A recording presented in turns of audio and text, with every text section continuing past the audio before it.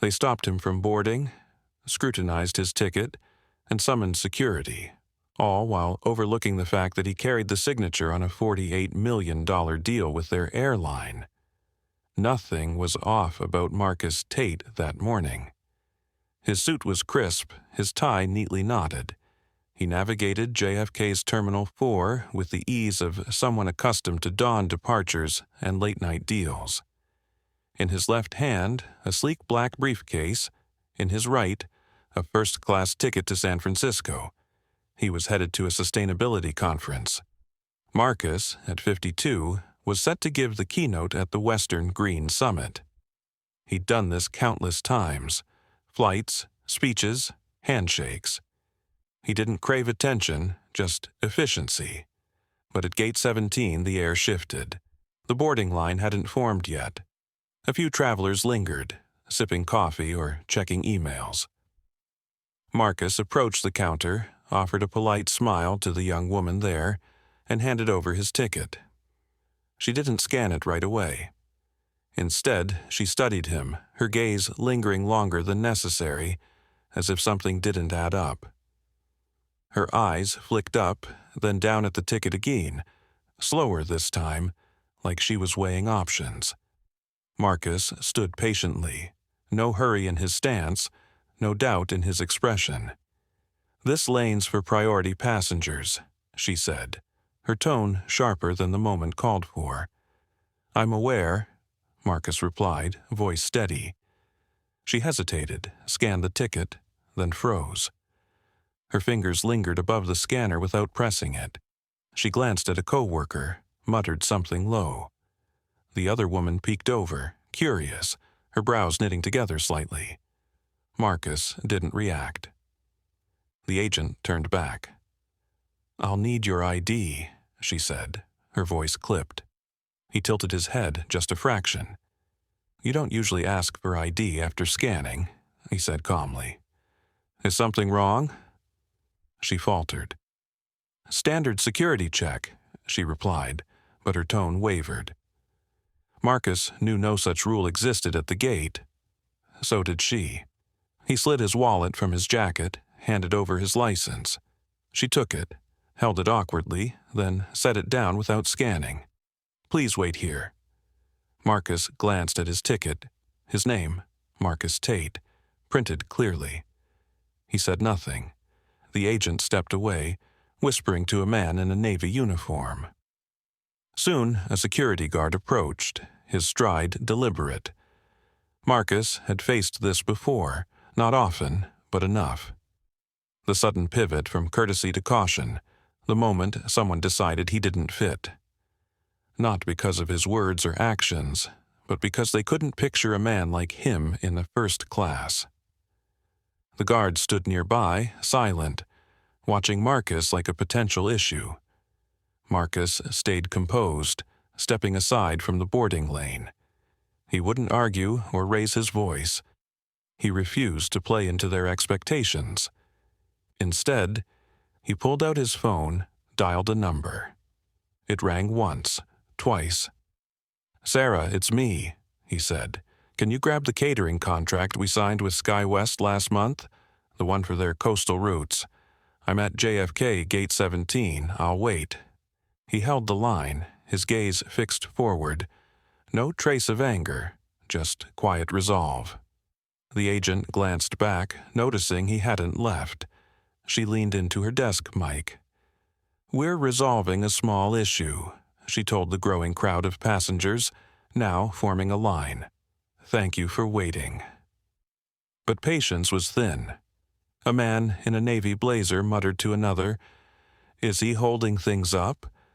Marcus overheard, but didn't turn. On the phone, Sarah's voice returned. "Found it. Want me to call their office?" Marcus kept his voice low. "Just mark it.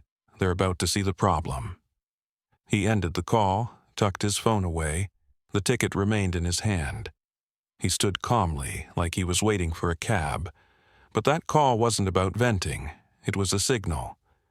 Marcus Tate hadn't always worn tailored suits or flown first class. Raised in Canton, Ohio, In a home with creaky stairs and lively mornings, his mother, Clara, stocked shelves at a corner market. His father, James, worked days at a steel plant and nights fixing neighbors' trucks.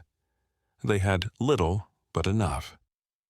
Clara taught Marcus early how you present yourself counts.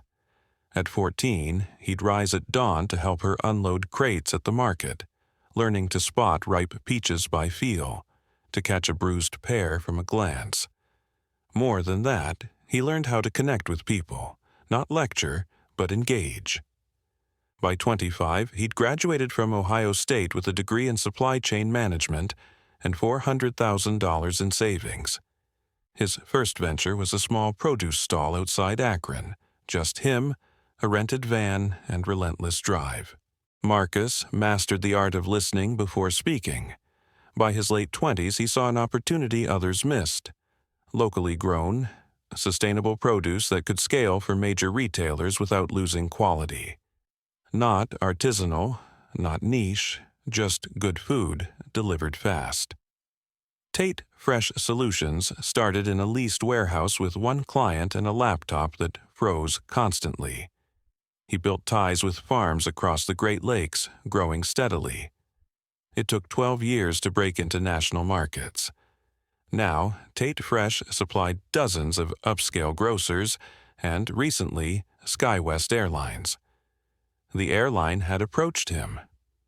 They wanted to revamp their in-flight dining after complaints about stale meals and bad press. Marcus didn't sell them a pitch. He offered a strategy: seasonal ingredients, farm-to-flight sourcing, and packaging that slashed waste. They signed a $48 million contract. But Marcus stayed grounded. His Dayton office displayed no trophies, just photos of his first stall and letters from farmers. His assistant, Sarah, managed details. Marcus focused on people. He avoided theatrics, wielding influence quietly when it mattered most. So when the gate agent sized him up, when the security guard loomed like he was trouble, it wasn't just a hassle, it was a pattern. Some saw only what they expected, and when Marcus didn't match their mental image, they dug for flaws. He didn't need to shout to prove himself. He'd spent decades letting his work speak. That call at Gate 17 wasn't the start of a fight. It was a chance for the airline to correct course before things spiraled further out of hand. To the agent, Marcus was just a name on a ticket, one she doubted belonged in first class. Her name was Jenna, late 20s, new to JFK after transferring from Memphis. She was told to keep order, follow rules, avoid slip-ups. But she lacked the instinct to read people without rushing to judgment.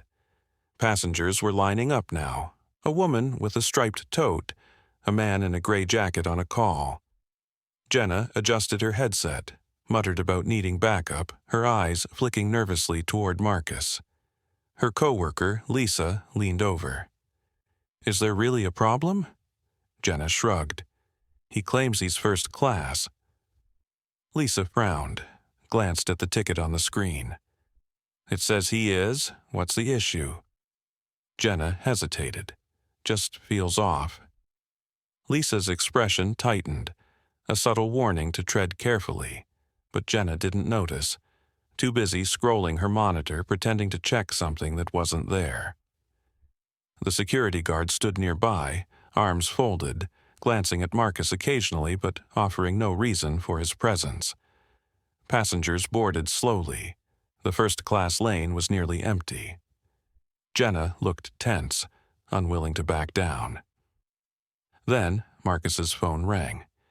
He stepped farther aside to answer. "Sarah," he said, voice even. "I've sent the contract details to their VP," she replied. "Also CC'd Tom Hale, their food service director." "Thanks," Marcus said. "Let me know what they say." He hung up, face unreadable. Lisa nudged Jenna. "You know who he is, right? Marcus Tate. His company's on our vendor list." Jenna's stomach dropped. "Wait, what?"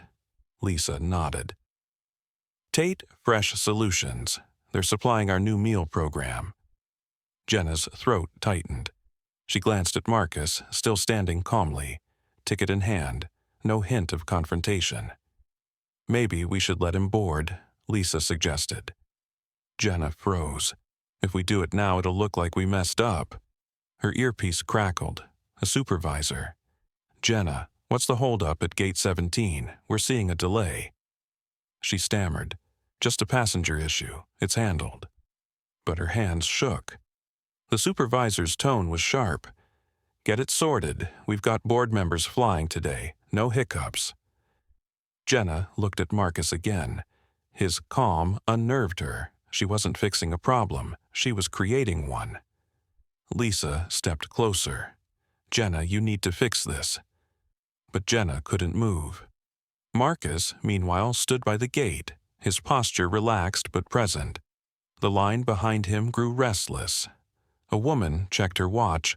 A man sighed loudly. The monitor still read boarding, but the process had stalled completely.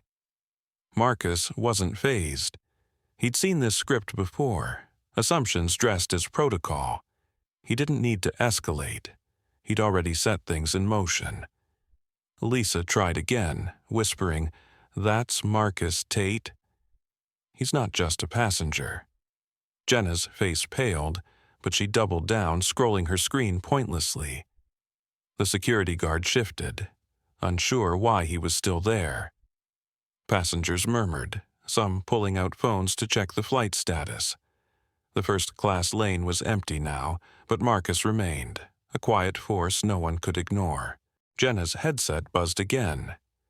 She ignored it, her confidence crumbling. Lisa sighed, stepped toward Marcus.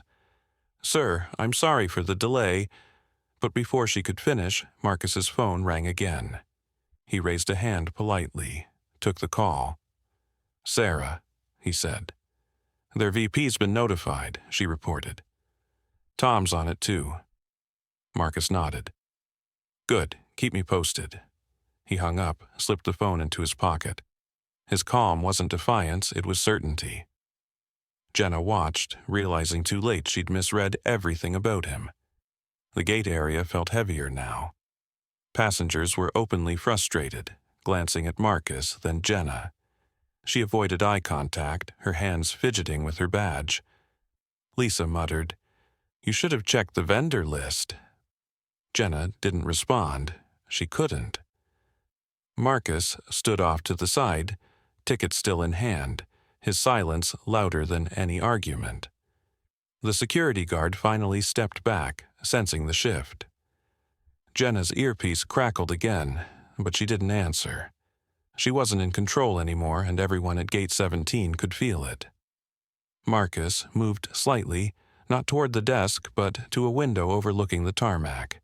He stood there, hands clasped, watching planes taxi in the distance. He wasn't impatient or rattled. He was letting time do the work. Jenna's composure frayed. She glanced at him, then away. The boarding door beeped as another passenger passed through, but the process was sluggish. Lisa shook her head, stepping back. Jenna was alone now, her decisions unraveling in front of a crowd that was starting to whisper. 10 floors above the terminal, in an office with a view of the runways and Manhattan's skyline, Laura Bennett was skimming a budget report over coffee when her phone rang. She rarely answered unscreened calls, but her assistant flagged it as urgent. "This is Laura," she said. "Hi, Laura. Sarah Collins for Marcus Tate, CEO of Tate Fresh Solutions," the voice replied. "We've got an issue with Mr. Tate at Gate 17. Laura straightened. "What kind of issue?" Sarah's tone was professional but firm. "He's been denied boarding." Laura set her coffee down. "Denied? On what grounds?" Sarah explained. Despite a valid first-class ticket, staff had flagged Marcus, called security, no explanation given. Laura knew the name. Tate Fresh was key to SkyWest's new dining overhaul. After a PR fiasco over soggy sandwiches and plastic waste, Marcus's company was set to redefine their brand. This wasn't just poor service. It was a grenade in a boardroom. Is he still there? Laura asked. Yes, and staying calm, Sarah said. Laura stood, grabbing her coat. I'm on it. She waved to her assistant. Get me Rachel and Mike from PR now. Laura's heels clicked as she headed for the elevator. SkyWest had inked the $48 million deal with Tate Fresh to source sustainable meals, a move meant to erase months of bad headlines. If this hit the news, it could unravel everything. At corporate HQ in Denver, Tom Hale got a call mid-meeting. Tom, it's Sarah, she said. Marcus is stuck at JFK. Gate staff flagged him for nothing. Tom cursed under his breath. Unbelievable. Tom excused himself, dialed Laura. You hearing about Gate 17? He asked. I'm headed there now, Laura replied. This is a mess. Tom rubbed his temples. Prep legal. If this goes public, we're toast. The new campaign, Fresh Skies, leaned heavily on Marcus's expertise, with ads touting farm-to-flight meals. Press kits were ready, interviews booked. Marcus was to be the face of their sustainability push. Now he was sidelined by a gate agent who didn't know his name. Tom started typing an email to legal. Back at Gate 17, Jenna was unraveling. Passengers grumbled, checking phones for updates. Lisa's silence stung worse than words. Jenna felt the crowd's eyes, the weight of her mistake. Then a woman in a sharp blazer strode up, phone in hand, followed by a man in a dark suit with a SkyWest badge. Laura Bennett. She scanned the scene, spotted Marcus by the window. He didn't approach, he just watched her. Laura ended her call, walked over. Mr. Tate, Laura Bennett, Regional Director, can we talk? Marcus nodded. Sure. They moved aside. Jenna stood frozen, clutching her headset. Laura's voice was low but firm. Mr. Tate, I'm deeply sorry. This shouldn't have happened. I've alerted our team to investigate. May I escort you on board?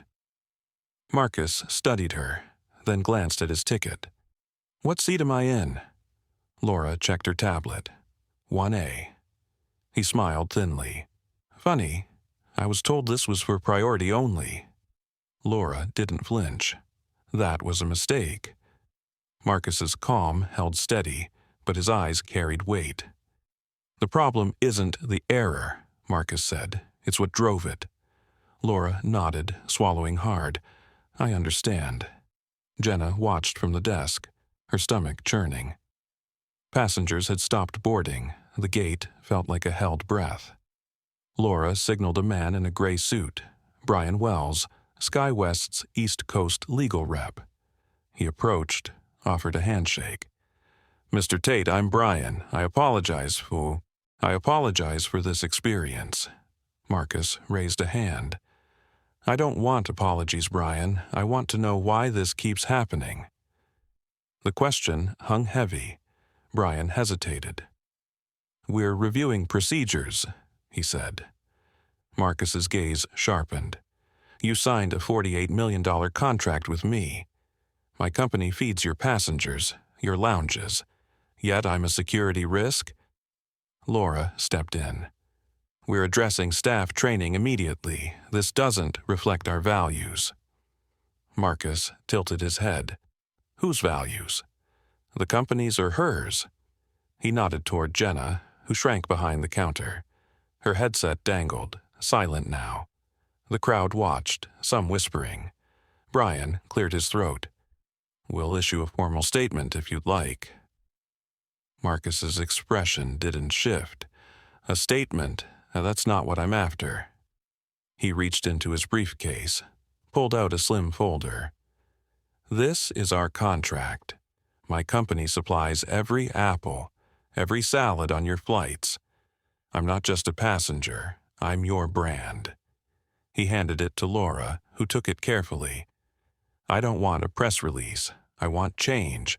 The next person you flag for no reason might not have my number. Silence fell. A woman nearby lowered her phone, no longer recording. Laura nodded. You have my word, we'll act on this. Marcus glanced at his watch. Then, let's move on. He turned to Jenna just for a moment. His look wasn't anger, it was disappointment, sharp enough to cut. She gripped her badge, unable to meet his eyes. Laura waved to the crew, who reopened the jet bridge. Marcus walked forward, Brian trailing quietly. Jenna stayed rooted, her mistake now a story unfolding beyond her control. The gate monitor flickered, still showing boarding. Aboard the plane, the crew was ready. Marcus stepped on, greeted not with routine smiles but careful respect. A flight attendant, Kevin, took his briefcase. "Anything you need, Mr. Tate," he said softly. Another offered water without prompting. Marcus nodded, took his seat in 1A, set the bottle down untouched. He exhaled slowly, not from relief but control. Outside, the terminal slowed. Gate 17's status flipped to delayed. Nearby gates followed, screens blinking with vague updates. A man at Gate 18 complained, got no answers. The ripple spread. 2 more SkyWest flights paused, citing system checks. In truth, Laura had triggered a quiet halt. After escorting Marcus, she'd stormed into a secure office, phone already dialed to HR, legal, and crisis teams. "Pull every log from Gate 17, she ordered. Comms, staff notes, everything. Employees who'd interacted with Marcus were being questioned. No one said it aloud, but the plane wasn't moving until SkyWest gauged the fallout. A single misstep could torch their new campaign. Marcus sat, eyes closed, not angry, but grounded. His calm came from years of navigating this, moments where he had to act like the sting didn't land. He thought of his father, James, once turned away from a bank loan because he didn't seem like the type. His first pitch in Cleveland when a client mistook him for staff. Decades later, it was the same, just at 30,000 feet. He wasn't bitter, he was prepared. The crew moved quietly, sensing the weight of the moment. Kevin approached again. "Mr. Tate, we're holding briefly for a terminal issue. We'll keep you posted." Marcus nodded, barely opening his eyes. Kevin hesitated. "I saw what happened out there. It wasn't fair." Marcus looked at him, a faint nod. "Thanks." Kevin paused, then added, "My cousin watched your talk online last year, supply chain stuff. Said it inspired her to study agriculture." Marcus's face softened, just a touch. "That means something." Kevin walked off, leaving Marcus to his thoughts and the humming cabin.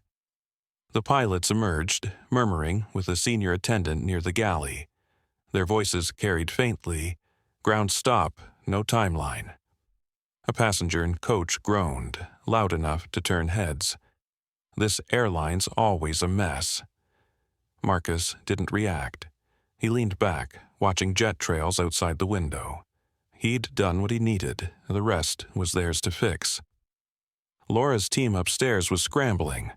Logs showed no threats, no issues, just Jenna's unexplained security call. That alone was enough to raise flags across the chain of command. The report hit Laura's desk mid-call. "No documented reason for the hold," she read, voice tight. She just called it in. Legal was already drafting scenarios. PR leaks, lawsuits, worse. Jenna had been pulled from the gate, no fanfare, just a quiet escort to an office. Her schedule was cleared for the week. A passenger's photo was circulating online.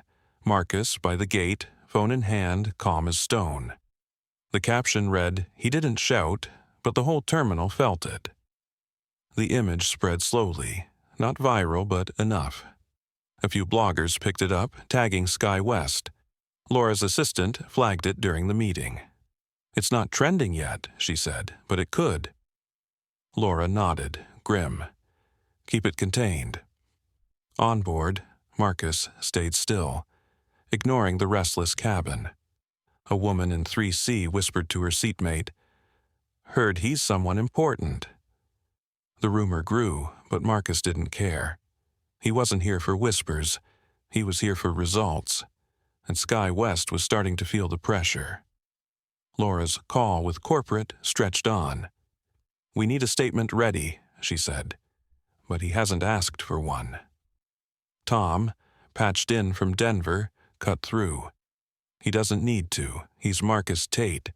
One call from him and we're headlines." Legal pushed for a training overhaul. HR flagged Jenna's file. The gate logs were damning, clean except for her call. Outside, the tarmac was quiet, planes grounded under operational reviews.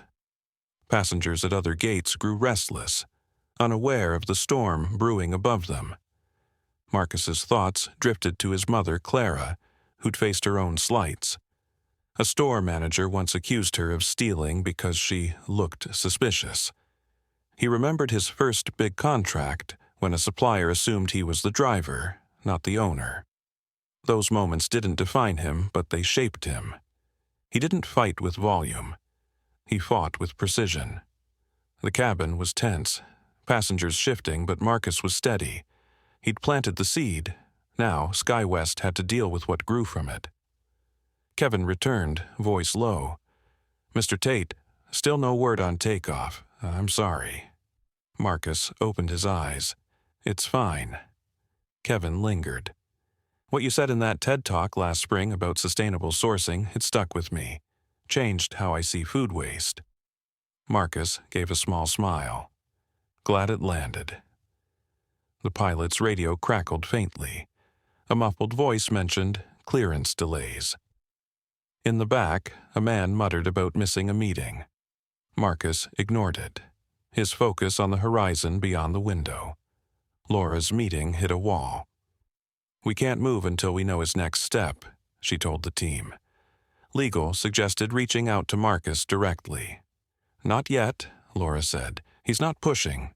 Let's not assume he will." The photo online gained traction. A travel forum linked it to SkyWest's service issues. Jenna sat in a break room, badge off, staring at her phone.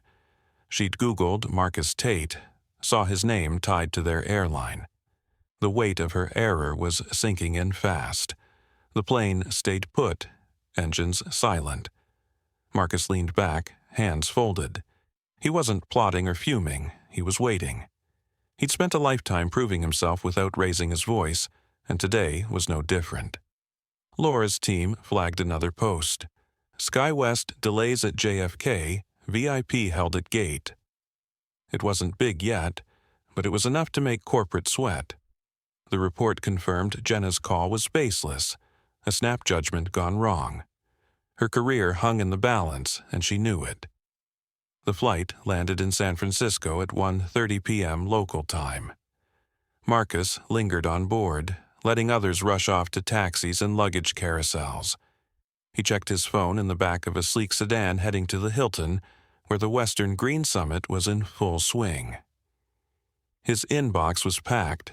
SkyWest execs, a text from Sarah about Legal's draft apology, and a link to a travel blog mentioning the JFK incident. It wasn't loud yet, just a murmur in the right circles. At the summit, the ballroom hummed with energy. Marcus slipped in quietly, unnoticed at first. He nodded to a few attendees, shook hands, kept it brief. No one mentioned the airport. He didn't bring it up. Business as usual. That's how he liked it. He took the stage 15 minutes later to a packed house. His keynote wasn't about Gate 17, not outright. It focused on supply chain durability, how tiny oversights in sourcing or transport could snowball into major losses. He shared a tale of an Oregon farmer who nearly lost a crop over a delayed shipment, a misstep that reshaped Tate Fresh's logistics. Near the end, he paused, scanned the crowd. Executives, growers, academics. "Sometimes the issue isn't the process," he said. "It's how we misjudge people." The room stilled. Whether it's a supplier, a driver, or someone with a ticket in hand, Our assumptions say more about us than them." The applause was steady, not loud, but real, sinking in deep. Offstage, a woman from a Portland co-op approached. "That bit about misjudging, it hit home," she said. Marcus nodded. "It's where the trouble starts." Back in New York, Laura pored over an audit. Jenna's file was marked, but Marcus hadn't demanded her firing, nor asked for compensation or a public letter. He didn't need to.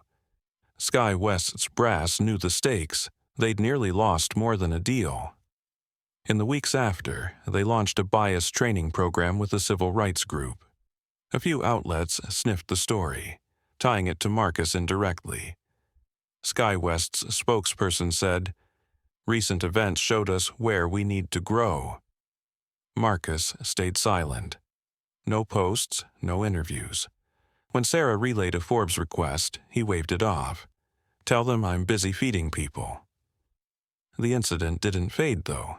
It lived in quiet ways, told over coffee by travelers at JFK, shared in leadership seminars citing Marcus's poise. At SkyWest, gate staff hesitated now before calling security without cause. Months later, the story still echoed, not for going viral, but for its weight.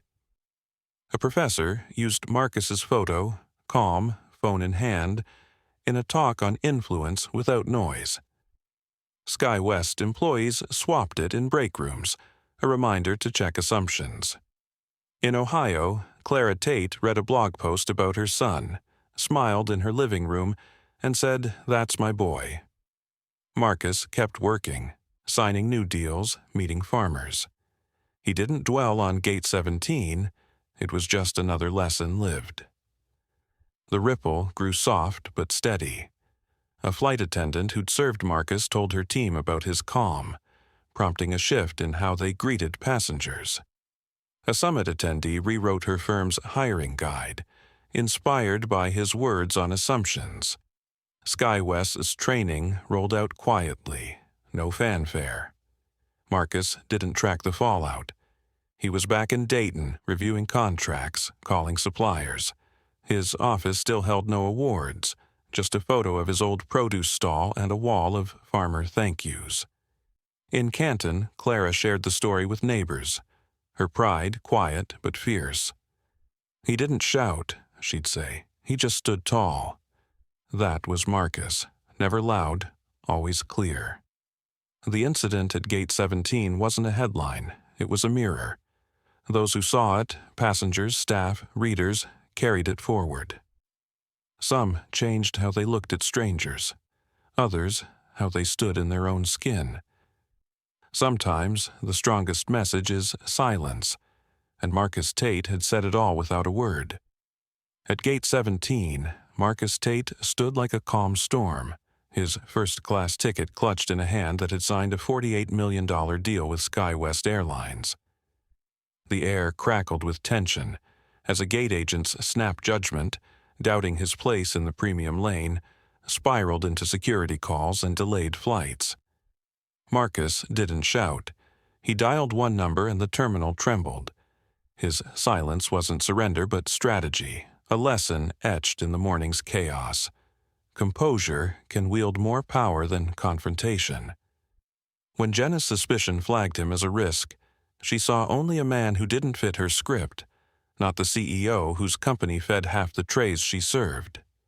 Marcus's call to Sarah, pulling the contract's weight, didn't just board him. It forced SkyWest to face its own flaws. That moment, frozen in a passenger's photo, taught a second truth. Assumptions blind us, but accountability opens eyes. Marcus knew this from Canton, Ohio, where Clara taught him to carry himself tall, and from years of being misread, valet, driver, never the owner. He didn't need to raise his voice at JFK. His presence demanded answers. By the time he took the stage in San Francisco, speaking of supply chain durability, his words carried Gate 17's echo. Misjudging one person ripples far beyond. SkyWest's training overhaul, sparked by his stand, proved it. No tweet, no press, just change. In America, where a single gate can mirror a nation's blind spots, Marcus's story burns bright. Stay steady under fire, and never let someone else's short-sightedness define your worth. The terminal slowed that day, but Marcus Tate kept moving forward, his silence louder than any jet engine roaring across the tarmac. What would you do if judged unfairly like Marcus Tate at Gate 17? Stay calm or speak out? Drop your thoughts below, hit that like button, and comment to spark the convo. Subscribe to my YouTube channel for more stories packed with lessons on resilience and accountability that'll inspire you to stand tall. Join our community to keep the insights flowing and never miss a tale that hits home.